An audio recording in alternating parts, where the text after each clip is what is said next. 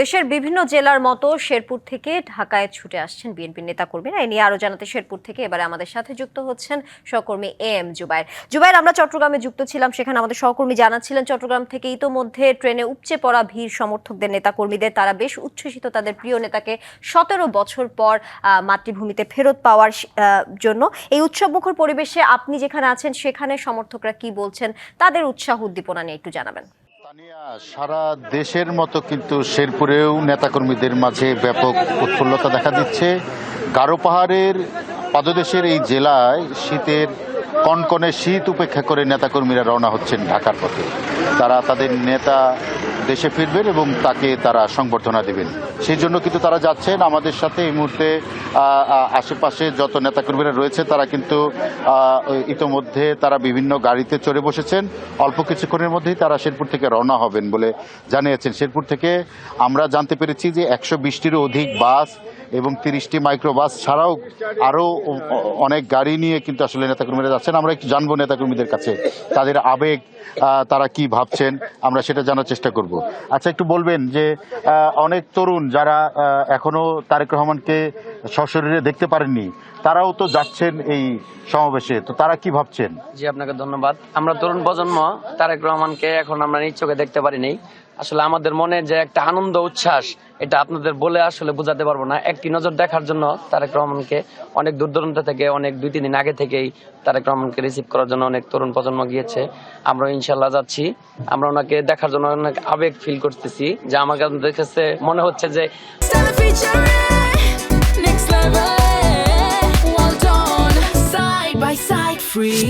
আজকে রাতটা শেষ হলে মনে হয় আমাদের ঈদের দিন। আচ্ছা, আমরা একটু কথা বলবো শেরপুর জেলা বিএনপির যে বর্তমান আহ্বায়ক কমিটি রয়েছেন তার সদস্য, সম্মানিত সদস্য।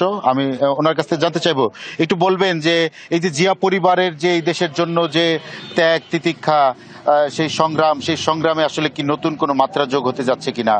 তারেক রহমান 17 বছর পর দেশে ফিরছেন। বিসমিল্লাহির রহমানির রহিম।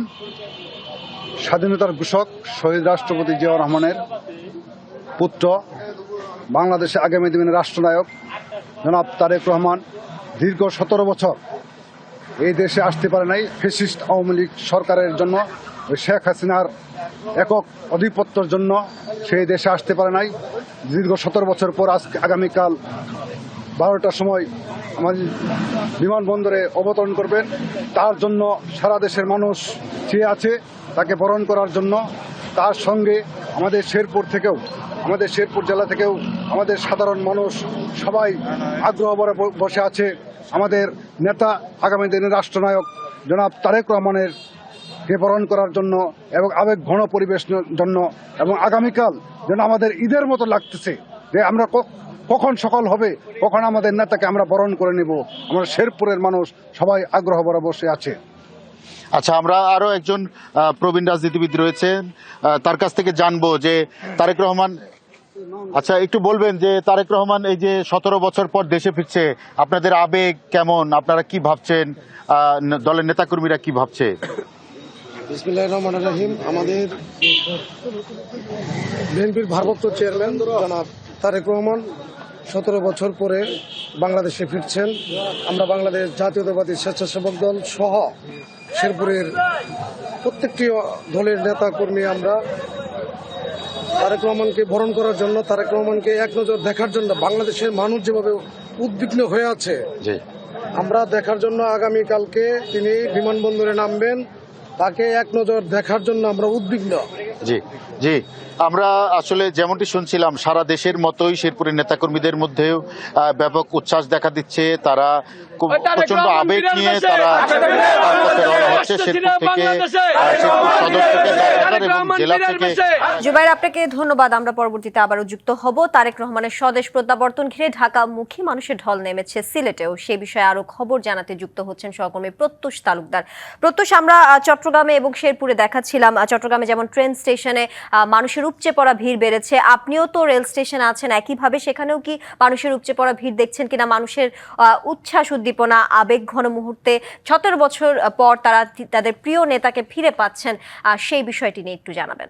দেখতে পাচ্ছেন আমার পেছনে একটি ট্রেন দাঁড়ানো রয়েছে এবং তার ভেতরে যে বগিগুলো রয়েছে সবগুলো কিন্তু কানায় কানায় পরিপূর্ণ এবং এখানে কিন্তু যতগুলো ট্রেন ঢাকার উদ্দেশ্যে আছে প্রত্যেকটি ট্রেন কিন্তু বিএনপি নেতাকর্মীদের আসলে তাদের উচ্ছ্বাসে পরিপূর্ণ হয়ে আছে এবং কিছুক্ষণের মধ্যে এই ট্রেনটি হয়তো ছেড়ে যাবে এবং এখানে উপস্থিত হয়েছেন বিভিন্ন জাতীয়তাবাদী দল, ছাত্রদল, যুবদল সহ বিভিন্ন স্তরের নেতৃবৃন্দ। আমরা আমাদের সাথে পেয়েছি মহানগর বিএনপির সাধারণ সম্পাদক এমদাদ ভাইকে। এমদাদ ভাই, আসলে কেমন নেতাকর্মী আজকে সিলেট থেকে ঢাকা গিয়েছেন এবং উৎসাহ উদ্দীপনার মাত্রা কতটুকু? আপনি বুঝতে পারছেন না যে কী ধরনের উৎসাহ। আমি আর বলবো কি, আপনি তো প্র্যাকটিক্যালি দেখতেছেন। আমাদের সিলেট থেকে যদি স্পেশাল ট্রেন 4টা দেওয়া হতো তাহলে 4টাই কিন্তু ফুল যেত। আমরা ইন্ডিভিজুয়ালি অনেকেই 1-2টা বগি করে নিয়েছে। আর আমাদের সিলেট এক আসনের প্রার্থী জনাব খন্দকার মুক্তাদির সাহেব, উনি 3টা বগি অ্যারেঞ্জ করেছেন আবেদনের প্রেক্ষিতে। আর আমি গতকালকে এই স্টেশনে এসে আরও 2টা বগি আমি নিজে অ্যারেঞ্জ করেছি। নতুবা আজকে আমাদের এই যে আরও 150 জন তাই 200 জন ওই 2টা বেকারিতে ঢুকছে, আমাদের 200 নেতাকর্মী না। আজকে এই ট্রেনে নট লেস দেন 3000 নেতাকর্মী যাচ্ছে, মিনিমাম 3000 নেতাকর্মী যাচ্ছে। আমিও আজকে এই ট্রেনে যাওয়ার কথা ছিল, but very unfortunate, my mom is seriously ill and she will be admitted ICU, so due to this আমি যাচ্ছি না। তো আপনাকে মূল কথায় বলি, আমাদের সিলেট মহানগর বিএনপি অঙ্গ সহযোগী সংগঠন সহ অন্ততপক্ষে 12 থেকে 15,000 নেতাকর্মী গিয়েছে শুধু মহানগরীর থেকে। অসংখ্য ধন্যবাদ। নিশ্চয় শুনছিলেন কেবলমাত্র মহানগর বিএনপির 12 থেকে 15,000 নেতাকর্মী ঢাকায় গিয়েছেন। এছাড়াও জেলা বিএনপি রয়েছে এবং বিভিন্ন অঙ্গ এবং সহযোগী সংগঠন থেকেও কিন্তু হাজার হাজার নেতাকর্মী গিয়েছেন। এবং এখানে যে বিষয়টি তারা জানিয়েছেন, আমরা যে গতকালকে থেকে শুরু করে আজকে পর্যন্ত 50,000-এরও বেশি নেতাকর্মী কিন্তু সিলেট থেকে ঢাকার উদ্দেশ্যে রওনা হয়েছেন। এর মধ্যে অনেকে পৌঁছে গেছেন।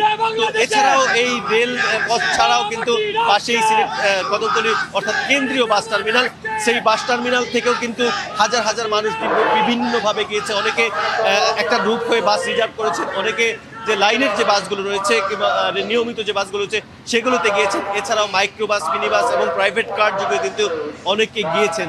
তো আমরা আসলে যে চিত্রটি দেখেছি সিলেটের বিএনপির নেতাকর্মী যারা রয়েছেন, এর পাশাপাশি কিন্তু বিএনপি তাদের অঙ্গ এবং সহযোগী সংগঠন, এর পাশাপাশি অনেক উৎসুক জনতাকেও আমরা দেখেছি যে তাদের সঙ্গী হতে। নিশ্চয়ই দেখতে পাচ্ছেন মানুষের ঢল, একটা প্ল্যাটফর্ম থেকে আরেকটা প্ল্যাটফর্মে তারা এসেছেন। কিছু যাত্রী, তার মধ্যে আসলে অনেকে আবার পেছন দিক দিয়ে বগিতে বিভিন্ন বগিতে উঠছেন।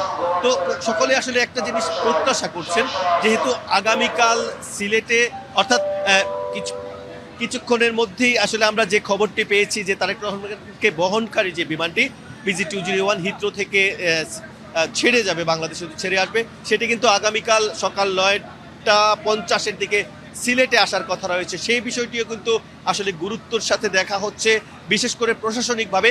যদিও বিএনপির নেতাকর্মীরা এবং সবচেয়ে বড় যে বিষয়টি নেতাকর্মীদের মধ্যে আমরা উৎসাহ দেখেছি যে বাংলাদেশে তারেক রহমানের যে ঐতিহাসিক স্বদেশ প্রত্যাবর্তনের যে বিষয়টি, সেটি কিন্তু প্রথমেই তিনি আসলে সিলেটের যে পবিত্র মাটি, পুণ্যভূমি সিলেটের সেই পবিত্র মাটি স্পর্শ করবেন, সেটি কিন্তু সিলেটের আসলে বিএনপির যারা নেতাকর্মী রয়েছেন কিংবা সংগঠনের সহযোগী সংগঠনের পাশাপাশি সাধারণ মানুষের কাছে একটু ভিন্ন মাত্রার আসলে আবেদন তৈরি করেছে। এবং সিলেট ওসমানী আন্তর্জাতিক বিমানবন্দরেও কিন্তু ব্যাপক নিরাপত্তা ব্যবস্থা গ্রহণ করা হয়েছে।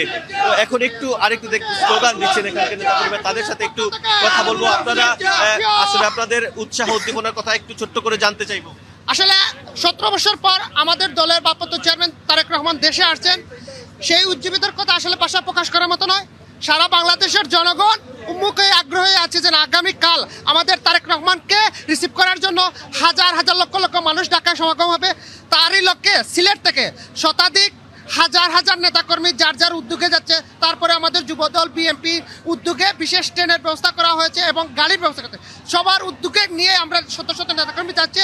সেটা বাঁকার নয়, আগামী আগামী জাতীয় সংসদ নির্বাচন বাংলাদেশের 18 কোটি জনগণকে সাথে নিয়েই জনাব তারেক রহমানের নেতৃত্বে একটি সুষ্ঠু নির্বাচন হবে এবং সেই নির্বাচনে আমরা আশা করছি এই সাধারণ জনগণের ভোটেই বিএনপি নির্বাচিত হয়ে আগামী সরকার গঠন করবে। ধন্যবাদ। নিশ্চয় শুনছিলেন, তারা বলছেন যে গণজোয়ার তৈরি হয়েছে, এই গণজোয়ারের মাধ্যমে আসলে গণতন্ত্রের পথে, নির্বাচনের পথে যে যাত্রা, সেই যাত্রায় তারা সফল হবেন এবং তারা সরকার গঠন করবেন। তার পাশে নিশ্চয়ই দেখছেন অনেকে কিন্তু বিভিন্ন ধরনের প্ল্যাকার্ড তাদের সাথে নিয়ে এসেছেন, বিভিন্ন ধরনের ব্যানার নিয়ে এসেছেন।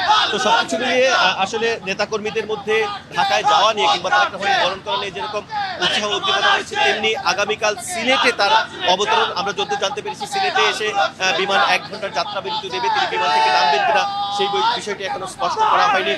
অর্থাৎ বিমানের কর্মকর্তারা বলছেন যে তিনি নামবেন না, বিমানে অবস্থান করবেন, এরকম একটা খবর রয়েছে। তবে সেখানে কিন্তু প্রত্যুষ আপনাকে ধন্যবাদ যুক্ত থাকার জন্য।